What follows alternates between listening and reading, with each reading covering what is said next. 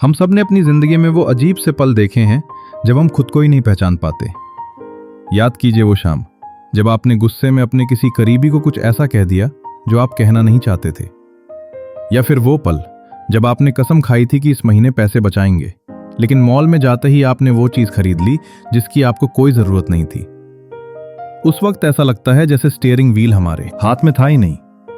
ऐसा लगता है जैसे हमारे अंदर कोई और था जिसने वो फैसला लिया और हम बस पीछे की सीट पर बैठकर तमाशा देख रहे थे। और उसके बाद आती है वो भारी गिल्ट, वो पछतावा। मैं इतना समझदार होकर भी इतनी बेवकूफी कैसे कर सकता हूं। ये जो खुद से हार जाने का दर्द है, ये बहुत गहरा होता है। हमें लगने लगता है कि शायद हमारे विल पावर में ही कोई कमी है, शायद हम उतने सुलझे हुए नहीं हैं जितना हम दुनिया को दिखाते हैं। लेकिन सच तो यह है कि ये लड़ाई आपकी कमजोरी की नहीं है। ये लड़ाई आपके दिमाग के अंदर चल रहे दो अलग अलग हिस्सों की है जो हर वक्त एक दूसरे से टकरा रहे हैं। और जब तक हम इस शोर को नहीं समझेंगे, हम बार बार वही गलतियां दोहराते रहेंगे। इस उलझन को, इस शोर को शांत करने के लिए आज हम सहारा लेंगे नोबेल प्राइज विनर और महान साइकोलॉजिस्ट डैनियल कानमन की लेजेंडरी किताब थिंकिंग फास्ट एंड स्लो का। यह किताब कोई मामूली सेल्फ हेल्प बुक नहीं है। ये मानव स्वभाव का, हमारे सोचने के तरीके का सबसे गहरा नक्शा है। इस किताब की बातें बहुत गहरी हैं और इसमें दिमाग की परतों को इतनी बारीकी से समझाया गया है कि शायद एक बार में सब समझ ना आए। लेकिन आपको चिंता करने की जरूरत नहीं है। मैंने इस पूरी किताब के निचोड़ को एक बहुत ही simple quick recall summary sheet and checklist में बदल दिया है। आपको भी डायरी या पेन उठाने की जरूरत नहीं है। बस आराम से मेरी बातों को सुनिए, जैसे हम एक दोस्त की तरह बात कर रहे हों। यह समरी शीट आपको वीडियो के अंत में मिल जाएगी ताकि आप जब चाहें इन बातों को याद कर सकें। अब सवाल यह है कि हमारे साथ ऐसा होता क्यों है? क्यों हम जानते हुए भी गलत फैसले लेते हैं? इसका जवाब आपकी नीयत में नहीं बल्कि हमारी बायोलॉजी में छिपा है। हजारों साल पहले जब इंसान जंगलों में रहता था तो जिंदा रहने के लिए फैसले बहुत तेजी से लेने पड़ते थे। अगर झाड़ियों में हलचल हुई तो सोचना नहीं था कि वो शेर है या हवा, बस भागना था। उस वक्त रुककर सोचने का मतलब था मौत। इसलिए कुदरत ने हमारे दिमाग को ऐसा डिजाइन किया कि हम बिना सोचे तुरंत रिएक्ट करें। इसे हम कहते हैं सर्वाइवल मैकेनिज्म। लेकिन आज हमारी दुनिया बदल गई है। आज हमारे सामने शेर नहीं है, लेकिन हमारे सामने कॉम्प्लेक्स प्रॉब्लम्स हैं। करियर के फैसले हैं, रिश्तों की उलझने हैं, फाइनेंशियल प्लानिंग है। यहां भागने से काम नहीं चलता, यहां ठहरने की जरूरत होती है। मुश्किल यह है कि हमारा दिमाग आज भी पुराने पैटर्न पर चल रहा है। वो आज भी हर चीज का शॉर्टकट ढूंढना चाहता है ताकि मेहनत न करनी पड़े। जिसे हम अपनी गलती समझते हैं, वो असल में हमारे दिमाग की एनर्जी सेविंग सेटिंग है जो मॉडर्न दुनिया में हमारे खिलाफ काम कर रही है। अब एक पल के लिए कल्पना कीजिए कि उस एनर्जी सेविंग मोड से बाहर निकलना कैसा महसूस होगा। मैं यहां ये नहीं कह रहा कि आप कभी गलती नहीं करेंगे या आप रातों रात दुनिया के सबसे अमीर इंसान बन जाएंगे। नहीं, वो सब बाहरी बातें हैं। मैं बात कर रहा हूं अंदरूनी सुकून की, मेंटल क्लैरिटी की। सोचिए, अगली बार जब कोई आपको उकसाने वाली बात कहे तो आपके अंदर वो पुराना भूचाल ना आए। बजाय इसके एक ठहराव हो, एक ऐसा स्पेस जहां आप चुन सकें कि आपको जवाब देना है या मुस्कुराकर छोड़ देना है। वो बेबसी महसूस ना हो कि मुझसे रहा नहीं गया, बल्कि एक आजादी महसूस हो, अपने ही इमोशन से आजादी। जब हम अपने दिमाग की इस वायरिंग को समझ लेते हैं तो वो कांस्टेंट सेल्फ डाउट, वो खुद को कोसने की आदत कम होने लगती है। आपको समझ आने लगता है कि आपका गुस्सा, आपकी जल्दबाजी, आपकी बुरी आदतें, ये आप नहीं है। ये बस एक पुराना प्रोग्राम है जो बैकग्राउंड में चल रहा है। हम सब असल में यही तो चाहते हैं। हम चाहते हैं कि हमारे फैसले हमारे हों, न कि हमारे डर या हमारी जल्दबाजी के। हम चाहते हैं कि रात को सोते समय हमें यह तसल्ली हो कि आज मैंने जो भी किया वो होश में किया, बेहोशी में नहीं। ये जो सेंस ऑफ एजेंसी है, ये जो खुद का मालिक होने का एहसास है, यही असली जीत है। और आज हम उसी जीत की तरफ पहला कदम बढ़ाएंगे। लेकिन इस रास्ते पर आगे बढ़ने से पहले एक बहुत बड़ी दीवार है जिससे हम अक्सर टकराते हैं। और वो दीवार बाहर नहीं, हमारे अंदर है। एक ऐसा झूठ जिसे हम सच मान बैठे हैं। वो झूठ ये है, मुझे अपनी गट फीलिंग पर पूरा भरोसा है। या फिर मैं एक लॉजिकल इंसान हूं, मैं जज्बातों में नहीं बहता। इसे हम कह सकते हैं द रैशनैलिटी मिथ। डैनियल कानमन हमें बताते हैं कि सबसे बड़ा खतरा हमारी अज्ञानता नहीं है, बल्कि ये वहम है कि हम सब कुछ जानते हैं। हम अक्सर सोचते हैं कि हमारे विचार, हमारी राय एकदम सही है।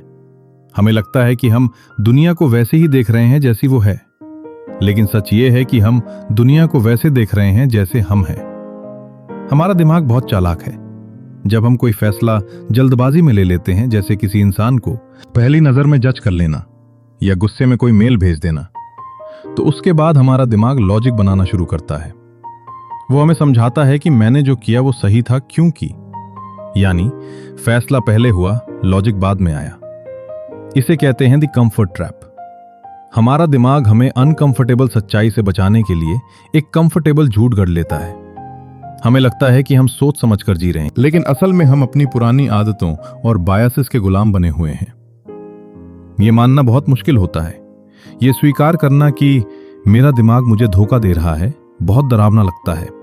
ईगो को चोट लगती है, और यही कारण है कि हम में से ज्यादातर लोग कभी बदल नहीं पाते।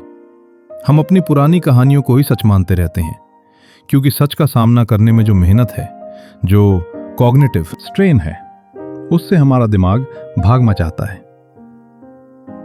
तो फिर इसका हल क्या है? हम इस जाल से बाहर कैसे निकलें? डैनियल कानमन ने इसे समझाने के लिए हमारे दिमाग को 2 काल्पनिक किरदारों में बांटा है। ये कोई साइंटिफिक हिस्से नहीं है, बल्कि ये समझने का एक तरीका है। आइए इन्हें सिंपल एंड क्लीन लेबल देते हैं, द 2 एजेंट्स। पहला है सिस्टम 1। ये वो एजेंट है जो बहुत तेज है, ये फास्ट है, ये ऑटोमेटिक है, ये बिना आपकी इजाजत के काम करता है। जैसे जब आप किसी की आवाज सुनकर तुरंत पहचान लेते हैं, या 2 + 2 = 4 तुरंत बता देते हैं। सिस्टम 1 इमोशनल है, ये तुरंत कहानी बना लेता है, ये मेहनत नहीं करना चाहता, ये इंट्यूशन का घर है।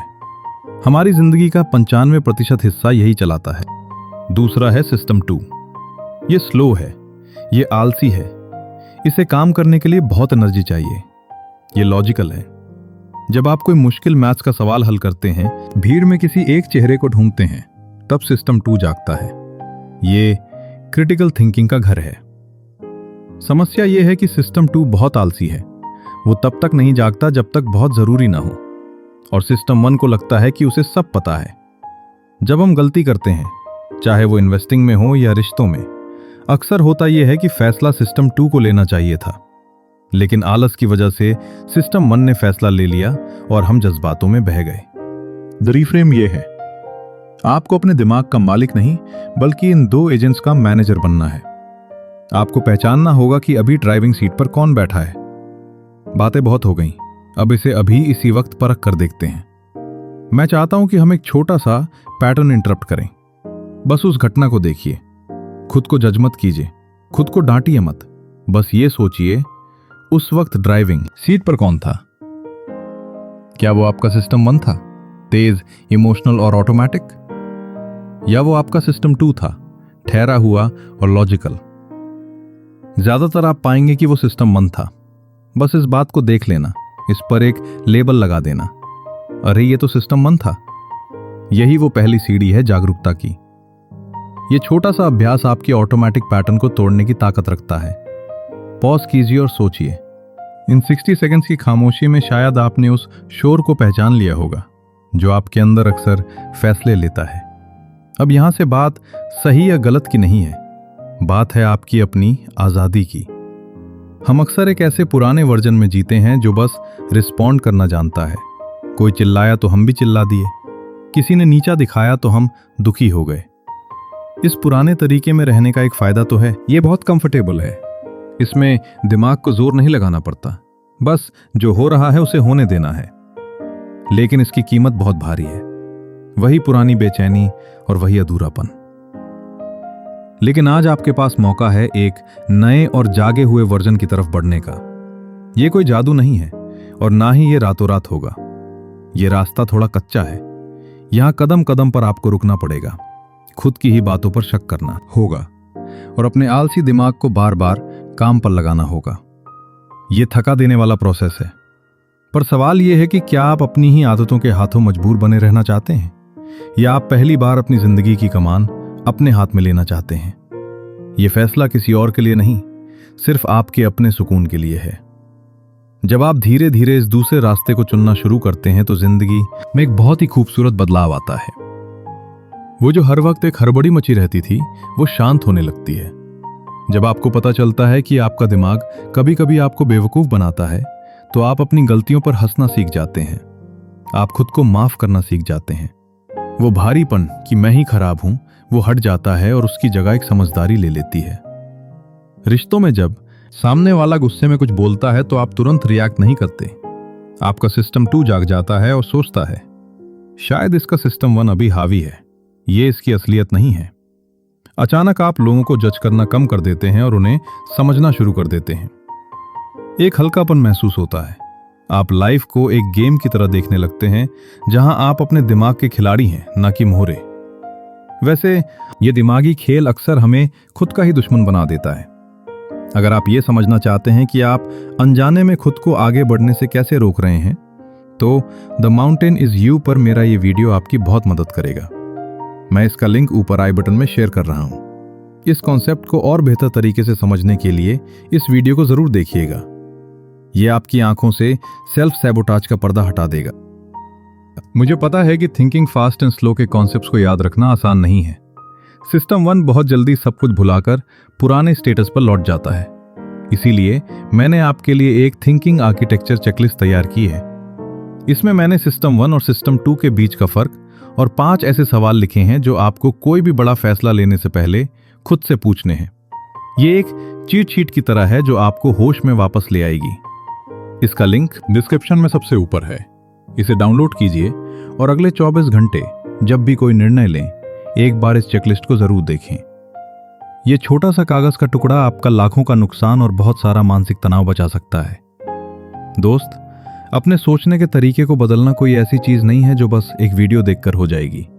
ये एक पूरी लाइफस्टाइल है, एक आदत है जिसे हर दिन थोड़ा थोड़ा पालना पड़ता है। कई बार ऐसा होगा कि आप फिर से पुरानी आदतों में फिसल जाएंगे, फिर से वही गुस्सा या वही जल्दबाजी आप पर हावी हो जाएगी। पर यकीन मानिए, ये पूरी तरह से नॉर्मल है।